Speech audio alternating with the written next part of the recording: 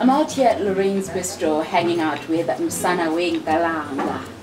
He's a multi-award-winning musician. He's a wedding choreographer and actually choreographed my wedding. And we also know him as Mfana wa Style, one of my most favorite people because I just love your work ethic. I love your drive. I love the fact that you're always ready to take up an opportunity. Lizibo, welcome to GaonaLive. How are you doing? I'm well. Dumilani manini.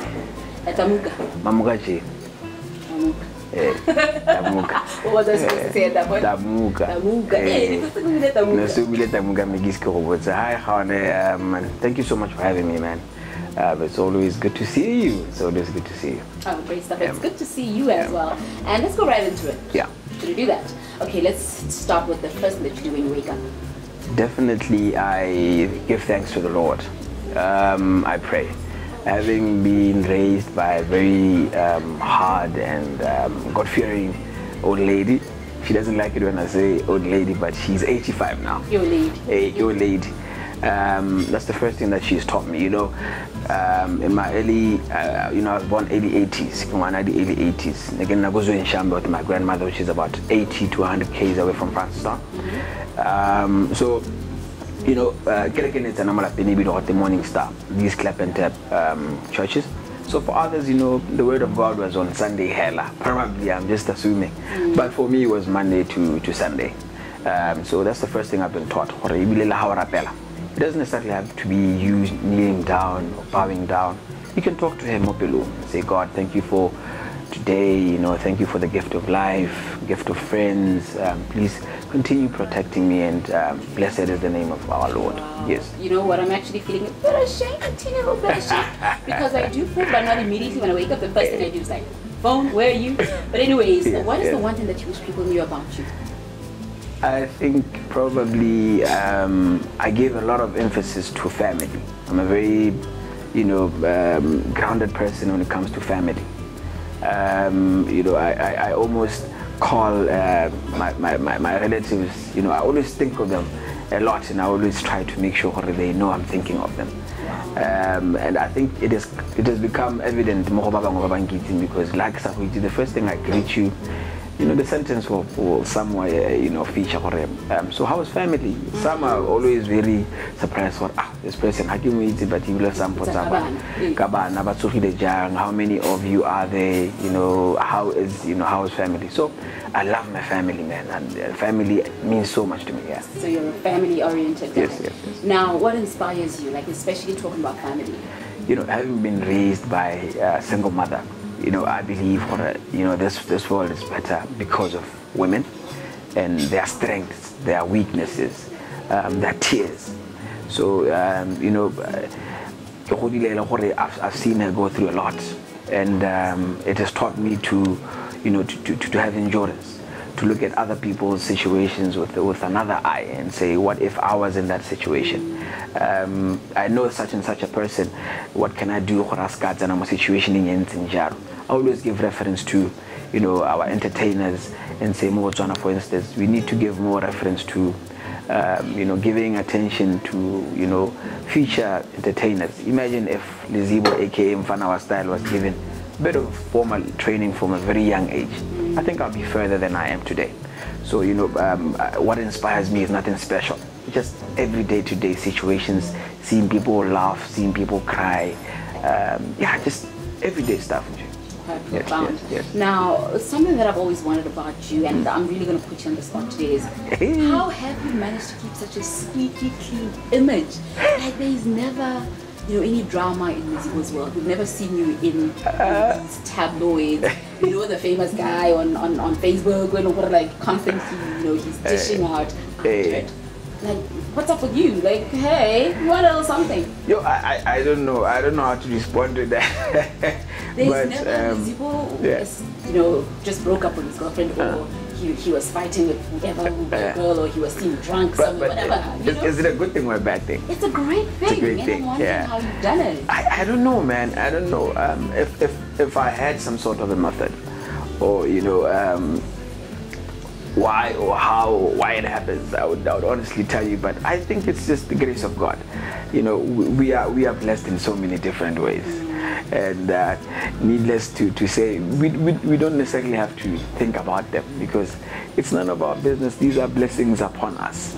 We can only say, I receive whatever has been given to you. High five to you, man. You cracked it. Yeah. I think maybe that's if you like being private, like if you're a private person, then try to find what it is and like try to refine it, and do it more so that because it's, believe you me, it's not the nicest thing to have your life splashed all over papers and stuff.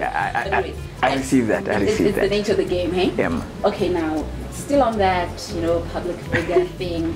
Do you prefer dating people within the same industry or totally different industry, and why?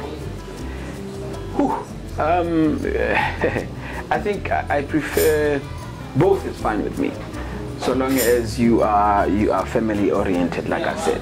Because the more you are in touch with base or where you come from, then you will have a better view of where you want to go. And kind of where you want to go, you will meet the person that is set to be yours. So I don't want to be choosy and say somebody outside or in. Somebody who understands where they come from, somebody who respects their family enough to take, the advices, the guidances, and the experience. Because I always say to people, one thing I love about family is they've all experienced so many things, different times, the different volumes and so forth. So I'm not choosy about that. So long as love anything, I think that's the most important thing. There's no way how you can know where you want to go if you do not understand where you've come from. Yeah. I love that. Now, what has been your lowest moment? In life, doesn't even need to be in your career, but lowest moment. I think lowest point in my life was probably when I lost my great-grandmother. I might take off the glasses. We want to see those tears. No, it's fine. My great-grandmother, her name was Bobo Jamabuto. Like I said, my grandmother, and for some reason, but Babaling generation behind the ones who are taking care of you, they have a better understanding and a better way of dealing with whatever you're going through. This was probably 2012, if I'm not mistaken. I was still very young and I had never thought she would never be there. She was the kind of person who just cared about Lizibo and nothing else. We did everything together. And I had she would call me. I would go kill her. The interesting thing about it is I had to, push that wheelbarrow at her pace. Remember, this was somebody who was very, very old. I think that was a time in my life where it really took a lot for me to get over that. And I still think of her, man. Thank you so much for sharing, and her soul rest in peace. Now, okay, let me not ask this one because it's going to take you even further down. But what's been your greatest achievement so far? Like the biggest achievement? Biggest achievement? I think I'm at a point where in my life I feel I inspire quite a lot of my young cousins, young nephews and nieces. Like I said, to me it's always about family, and to a larger extent the whole of Botswana has become part of my family. And I don't give reference to the places I've been, the places I have performed at, but rather the level at which I see the confidence that I instill in other young kids. When they see me, they believe and they see themselves doing what I'm doing or even further. So I draw joy from that. I draw joy from a younger kid. My daughter loves your song, even though they don't really understand what they're saying, but they're always singing your song. That is my greatest achievement thus far. Just knowing that there are people out there who see themselves doing what I am doing, and it means so much to them. It inspires them, and I can only pray they can do more. So that has been so amazing, just seeing the joy. Wow, what a feeling. You're such a selfless person. Your greatest achievement is the impact you have on other people. Wow. You know, just recently I was in Nigeria for 3 months, and I was actually shocked at just how much people don't know about our country. You know, I think the few people who know something about our country, they probably know about our diamonds, or you know, us being a beacon of democracy, or the tourism sector. You know, what is it that you wish people knew about Botswana? I was kind of hoping the question will come as what is the most, what do you draw as, you know, the most thing is that gives you pride about Botswana. But okay, please go ahead. Like, it's bottom line is, do we celebrate our country now? So like, just take us to that place where there's something that you think of about your country and it sort of makes you very patriotic. Look at me trying to craft your questions for you. Yeah, very slick. But you know, one thing, you know, when I think about Botswana, because you know our history is so warm. You can't help it but smile when you think of where we've come from, how the 3 chiefs went to UK to ask for you know, for us to stand alone, and how selfless that was. It's so warm. It's nothing, you know, hurtful, if I may say, lack of a better word. There's nothing very rough about our history. You do not tear up. You can just smile. But I think one thing that people should know about our country is that's not fake. We are as warm as our history seems to other people. We are as warm and we are as happy as it seems. So I think that is one thing. Like I say, when I think of Botswana, I just smile, because Botswana is such a warm place. In spite of all our challenges, eh? In spite of all our challenges. Right. So what's next for Lizibo? Brand Lizibo. You know, we've got a whole continent and the world, you know, to take over. So what plans have you got? I don't know what he has planned for me, but I see myself driving further than I have right now. I just pray to the Almighty to give me more strength for whatever that He has instilled for me. Definitely trying to take my music out of Botswana, you know, trying to get people to get the taste of Lizibo Botswana, how our Afro-pop culture is, what Kalanga is. You know, I was in South Africa recently and people thought I was singing in Venda. So such things, I think they need to be cleared up. I'm definitely trying to share a bit of myself with the rest of the world, starting with Africa, of course. I'm also, you know, trying to venture into the fashion world, having a fashion house also called Zibo Man. Zibo Man and Zibo Ness, you know, can't forget the ladies. Yes, so those are some of the things that I'm looking at venturing as time goes on. Yeah, I mean, if he allows, of course. And he has something different in store for me, but those are the things that I'd like to see myself, you know, the way you dress says to me so many things about you. You know, I once talked to a certain gentleman, is the late mentor, my musical mentor, and he would say, interesting thing about it is you can tell the personality of a lady by the way she walks.